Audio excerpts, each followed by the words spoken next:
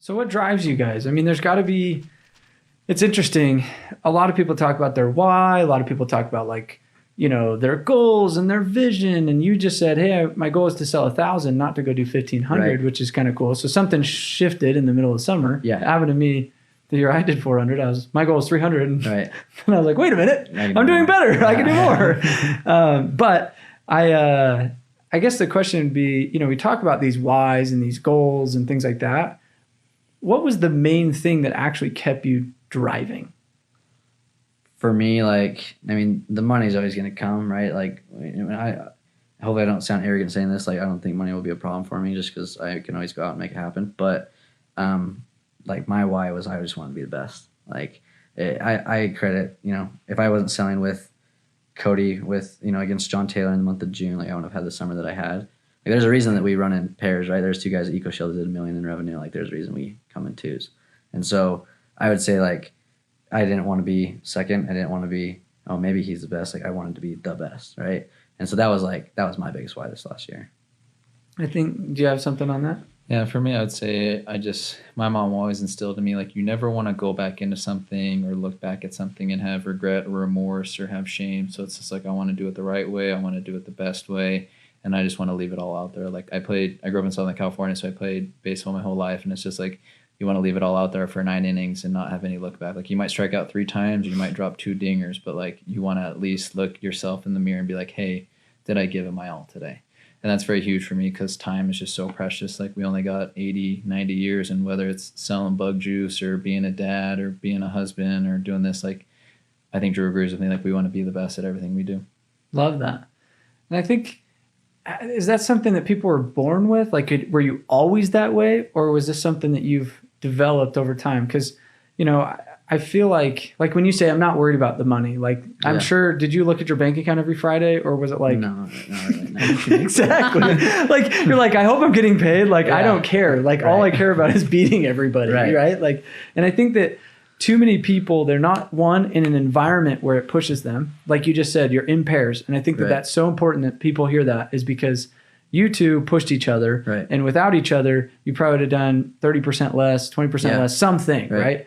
The fact that he passed you up almost bugs the crap out of you today. You're like, damn it, do I need to go back out? Like, you know what I mean? It's like this, always one up. No, but at the end of the day, like, I think people underestimate the value of having a competitor, having somebody else there spotting you, having somebody push you, having an environment that calls out the best. I think that was one thing that was really cool about Grit, is like, everyone was doing well. I mean, their top 10, top 15, 20 looks way better than probably most companies. You know what I mean? And it's like... And I think what speaks even louder is, like, August is our best month as a company. Yeah. Which you don't find that very often. And so, like, I think if I learned anything this last year, it's, you know, you really are the average of the 5 people you're around the most. Like, I don't care who you are, if you want to admit it or not, like, it's just a fact.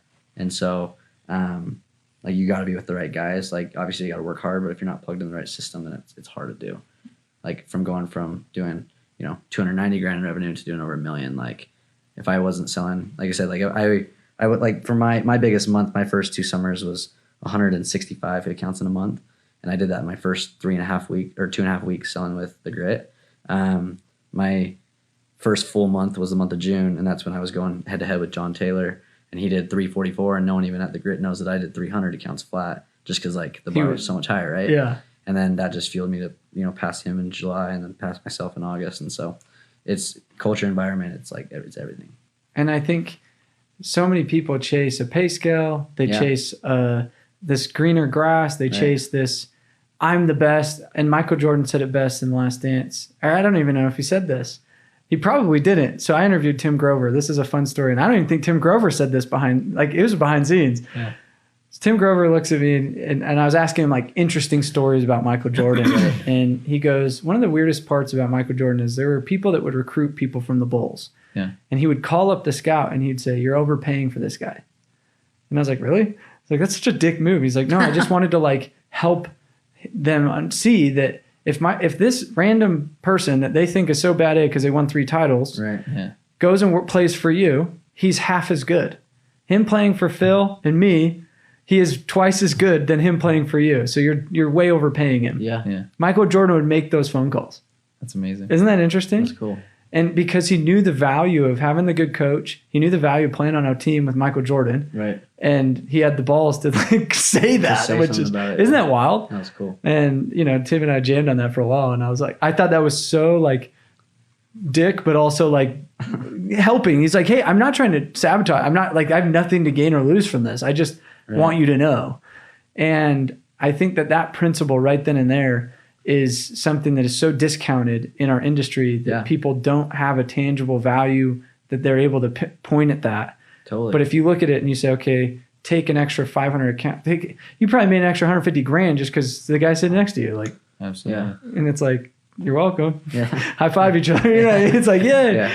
Okay. A couple other questions that I had. And then if we're on Facebook Live and you guys want to like, I don't know, ask a question or something, we got a bunch of people on there. I'll take some questions at the end as we wrap up, but I've got a couple more that I know a lot of people probably would ask is objections. Do you like, I see a lot of pest guys that have different dynamics, right? Like you seem very dry, very like to the point, 3-minute sale. I'm like, dude, I can't even tell a joke in 3 minutes. Like you seem a lot more kind of bubbly, a little bit more personable. Is there like an ideal door-to-door profile, or do you feel like anybody could be that?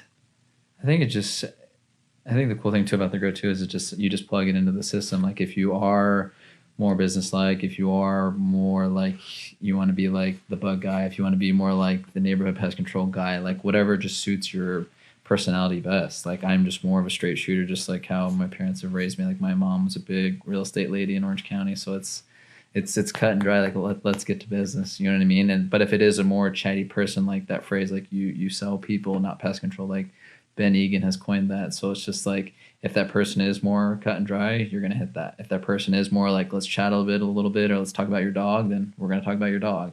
It's just kind of match them and their profile, so then that way they trust you. Then you can build that value, and then you can close hard and get the sale. Cool. Do you have any 2 cents on that?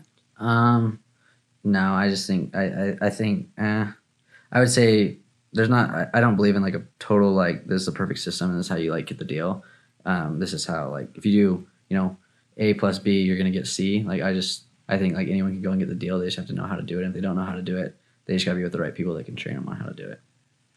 Is your mindset more I'm gonna just find people like I'm just move on to the next as fast as I can so that I can just get to as many contacts? Or is it like I'm going to spend as much amount of time with this person until they buy?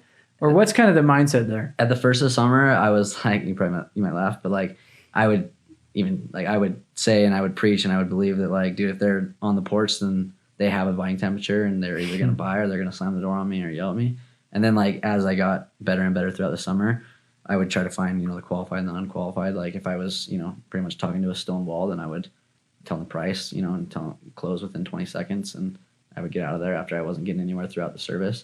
If I was like... So it's kind of a Hail Mary. It's like... Yeah. So like if they're like, just like, if I get through the opener and I start going through the service and they're just not like interacting with me and I'm not getting yeses from them or, oh yeah, that makes sense. Okay. Like I'm following you. Then I'm like, look, dude, like if we can get you done, then like, I'll go through the price and I'll go through the close. And if I'm just not getting anywhere with them and I just feel like it's a waste of time, then I'll bounce and get on to the next person. Cool. So, which at the first summer I was like, I have to sell every single person. But I realized it was smarter to spend time with the right people. Cool. So. Do you have a similar approach or? Yeah, absolutely. Just sell sellable people. Like just body language. Just you can clearly tell if someone's like, hey, like they're being too polite to say no, or if you're talking to a brick wall, it's just, you just kind of read body language and emotion. And then if they're vibing with you well, then you got the deal in the bag. If they're kind of on the fence and you're going to push a little bit harder, there's no point talking to a brick wall. Like you can just, if you got enough reps in, you kind of just get that sense, and then move on to the next door. Do you feel like first year reps sometimes over assume the brick wall though? Like, do you find that they're assuming that, oh, they're not going to buy when you're like, dude, they're like a laydown. You're like, how am I looking at the same person and you're seeing customer and you're not seeing customer? Like, do you find that you've kind of found a good gauge and it takes some experience to figure that out? Yeah, if they're pretty like closed off, but most of the times, like at least for my rookies, I'd be like, push 4 or 5 times, like push 5, 6 times with objections. But like if you're getting zip, like Drew said, then bounce onto the next door. But like, if after that 3rd, 4th time they're breaking a little bit, then that temperature is going up. So stick with it and ride that out and get the deal.